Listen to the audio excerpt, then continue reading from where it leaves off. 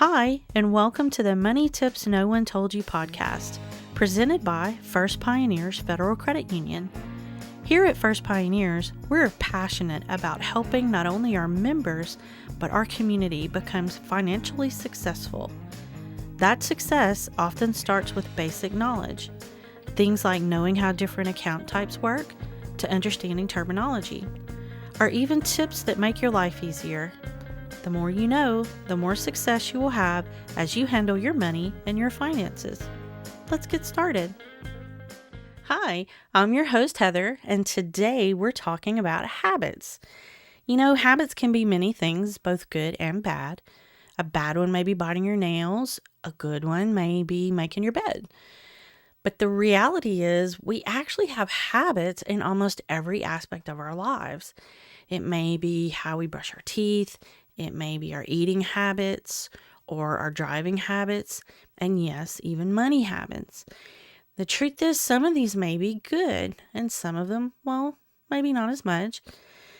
I think when a lot of people think of a habit, they think it's something bad, but that's not always the case. The definition of a habit is a settled or regular tendency or practice, especially one that's hard to give up. That doesn't necessarily mean a bad thing. So I think habit kind of gets a bad rap. I do think it's fair to say most of us don't realize that we have all these habits, especially when it comes to ones that deal with money.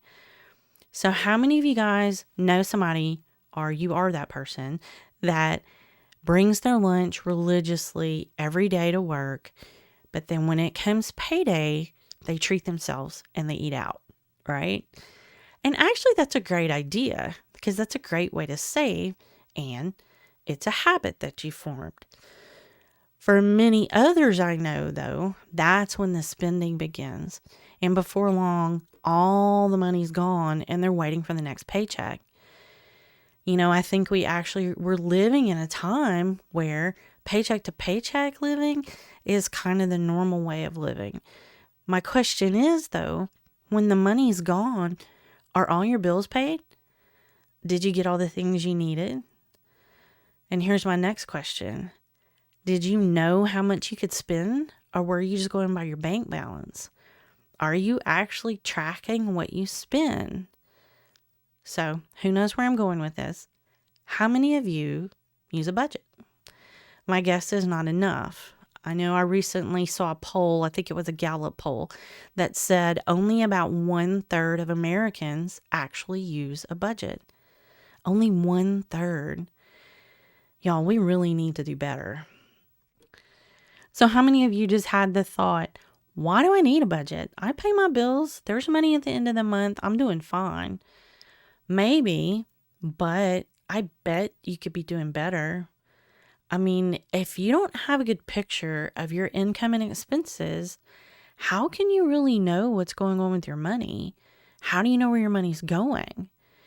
And if you're thinking, this is too hard, I don't even know how to start. Actually, there's a lot of samples on the internet. You can go search and find one that kind of shows you how this works. You can also find templates that are blank. And you may not find one that's exactly like your situation, but that's okay. You can download it, you can add items to it, you can delete items, and then kind of make it your own and make it fit what you need. So a good way to start is find this template, print it out, and use pen and paper and start to put the numbers in. You can also use an Excel spreadsheet. That's a really easy way to do it, and you can set it where it'll do the math for you. Or, guess what? There's an app for that, because of course there is. There's an app for everything. And I know that you have apps on your phone that are games or to order pizza or whatever they're for. So, why not one to help get your finances in order? There are a couple out there that get really great recommendations. They're called Mint, and then the other one is called Pocket Guard. Maybe check those out. But again, you can also do some research and find one that you like. There's plenty to choose from. So now that you're ready to actually set the budget up, remember the key is to track all your income and all your expenses.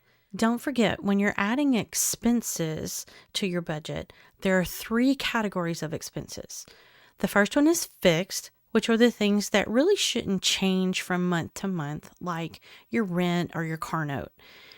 The second one is variable, and those are things that are known, but they may vary from time to time, like your groceries. And then the last one is periodic.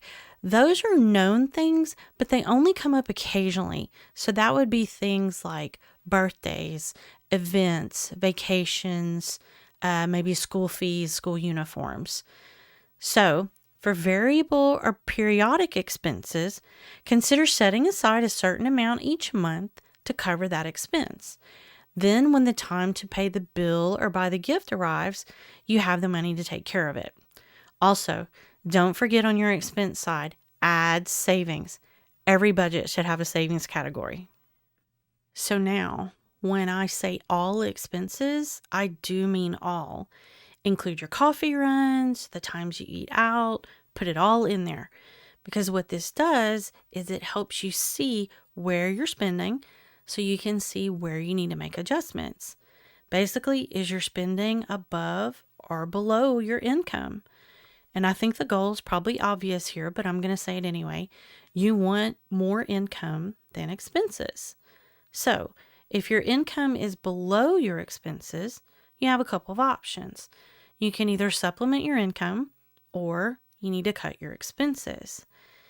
And when you do that, you need to make sure that you take care of your needs first. So that's going to be your shelter, your food, your transportation, medication, all those things that are needs. Then you're going to look at your wants and see if there's anything you can trim from your budget from there. Another thing to keep in mind about your budget and spending is that it's going to change as your life changes. Maybe you change jobs, or you move, or your family grows. All those things are going to change how you spend your money. So as they happen, you need to adjust your budget and your spending tracking to go along with it. If you've never really worked with a budget before, give yourself some grace as you get started. Look, it can take a couple of months to really settle into a budget and make it work for you.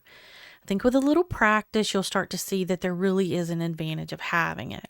So now that you've set your budget, use it. In order for a budget to be really effective, you need to track your spending. So your budget is how you know what you can spend in specific categories like rent, food, gas, entertainment, those kinds of things. But you still need to track what you spend to make sure you're staying within the budget. As you do this, you may find out you didn't budget for everything. You may find you're going over budget somewhere, or you may find you're under in a way that you hadn't thought of. The truth is, if you don't track what you actually spend, the budget really won't matter. Of course, there's an app for that too. There's several, in fact.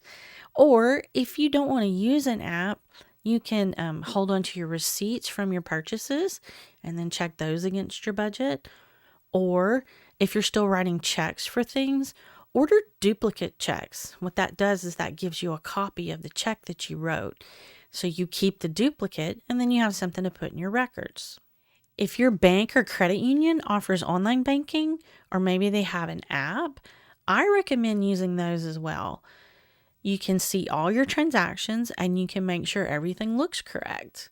Be aware though, as you check those transactions, there may be what's called pending items. Those don't show up right away. Those are things that haven't come through your account yet, but they will. So make sure you keep those in mind when you're looking at your balance. Your balance may not be completely correct because something's pending. Knowing your balance is actually important. If you write a check or have money coming out of your account and you don't have the funds to cover it, you start incurring fees. And those fees, they are no joke. They can add up really, really quickly. Once a check or a payment gets returned, it can often then start to snowball because it may not be the only payment coming.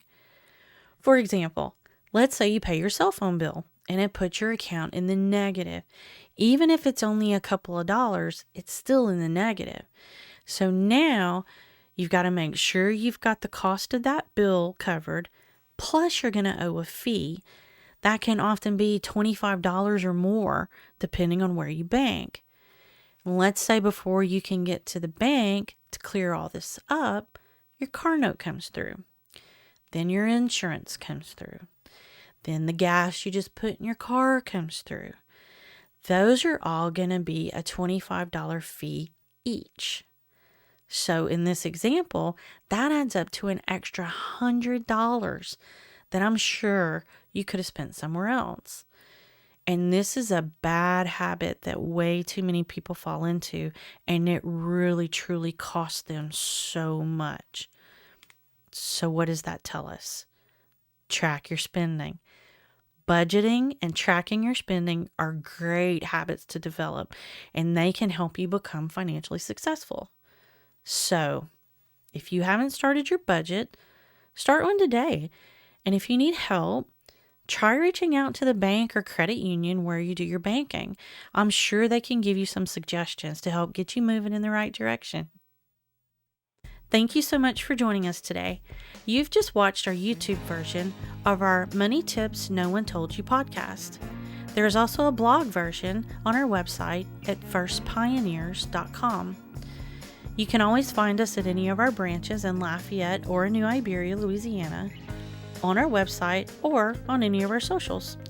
We're here to help you in any way that we can, and we really appreciate you watching. See you next time.